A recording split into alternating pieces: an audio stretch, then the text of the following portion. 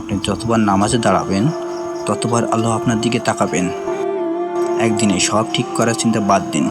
শুরুতে 5 ওয়াক্ত একসাথে ধরব, এটা অনেক সময় চাপ হয়ে যায়। বরং ধীরে ধীরে শুরু করুন।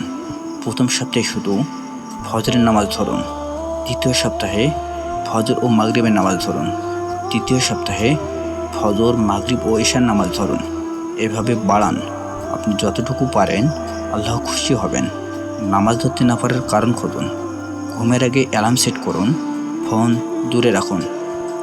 অলসতে একটু শর্ট ভিডিও দেখার বদলে অজু করে দাঁড়িয়ে যান।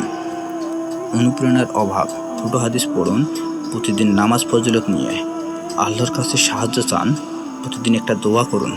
হে আল্লাহ, আমাকে নামাজ কায়েম করার তৌফিক দিন। নিজেকে দোষ না দিয়ে ধৈর্য ধরুন। যতবার আপনি পড়ে যেতে পারেন ততবারই উঠে দাঁড়াতে হবে। শয়তান চাইবে আপনি মনে করেন এতবার চেষ্টা করেও পারছি না, আর নামাজের লাভ কি, এটাকেই ঠেকাতে হবে।